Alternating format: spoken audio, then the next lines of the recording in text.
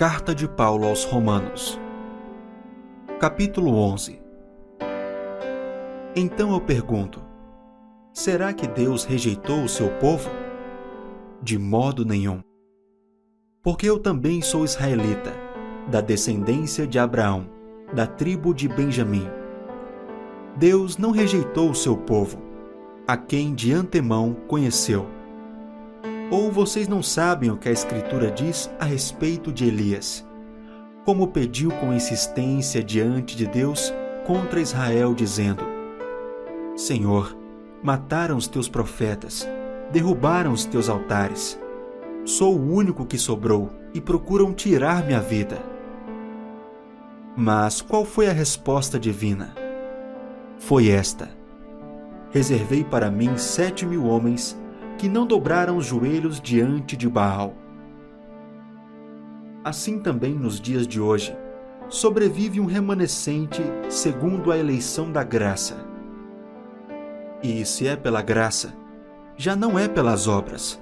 Do contrário, a graça já não é graça. Que diremos então?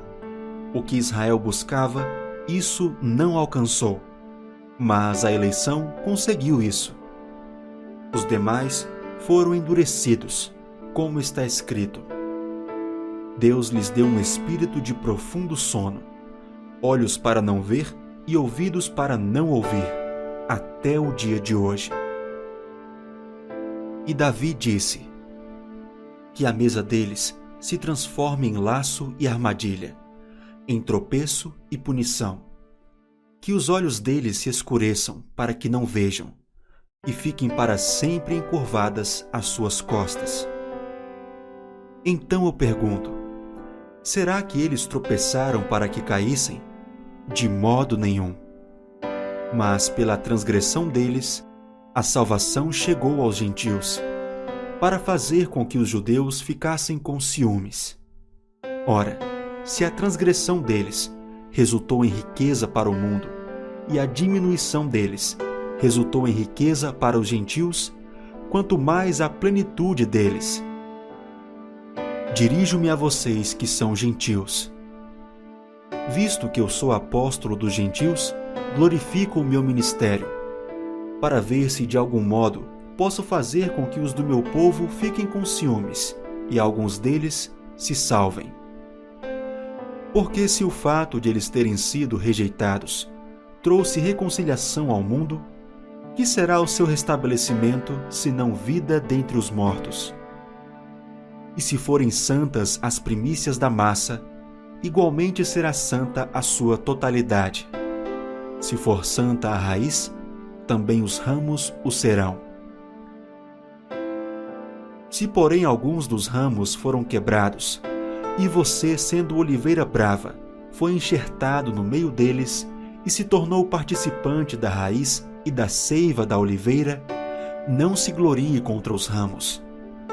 Mas se você se gloriar, lembre que não é você que sustenta a raiz, mas é a raiz que sustenta você.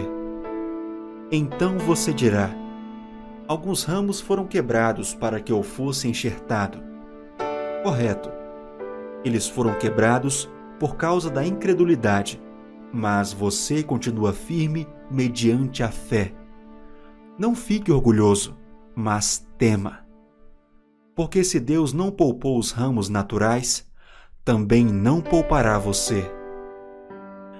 Considere, pois, a bondade e a severidade de Deus. Para com os que caíram, severidade. Mas para com você, a bondade de Deus, desde que você permaneça nessa bondade. Do contrário, também você será cortado. Eles também, se não permanecerem na incredulidade, serão enxertados, pois Deus é poderoso para os enxertar de novo. Pois se você foi cortado daquela que, por natureza, era uma oliveira brava, e contra a natureza foi enxertado numa oliveira boa, quanto mais esses, que são ramos naturais, serão enxertados na sua própria oliveira. Porque não quero, irmãos, que vocês ignorem este mistério, para que não fiquem pensando que são sábios. veio um endurecimento em parte a Israel, até que tenha entrado a plenitude dos gentios. E assim, todo Israel será salvo, como está escrito: o libertador virá de Sião, e afastará de Jacó as impiedades. Esta é a minha aliança com eles, quando eu tirar os seus pecados. Quanto ao Evangelho, eles são inimigos por causa de vocês. Mas quanto à eleição, amados por causa dos patriarcas. Porque os dons e a vocação de Deus são irrevogáveis. Porque assim como no passado, vocês foram desobedientes a Deus, mas agora alcançaram misericórdia à vista da desobediência deles, assim também estes agora foram desobedientes, para que também eles alcancem misericórdia à vista da que foi concedida a vocês. Porque Deus encerrou todos na desobediência, a fim de mostrar a sua misericórdia a todos. Ó profundidade da riqueza, tanto da sabedoria como do conhecimento de Deus! Quão inexplicáveis são os seus juízos, e quão insondáveis são os seus caminhos! Pois quem conheceu a mente do Senhor? Ou quem foi o seu conselheiro? Ou quem primeiro deu alguma coisa a Deus para que isso lhe seja restituído? Porque dele e por meio dele e para ele são todas as coisas. A ele seja glória para sempre. Amém.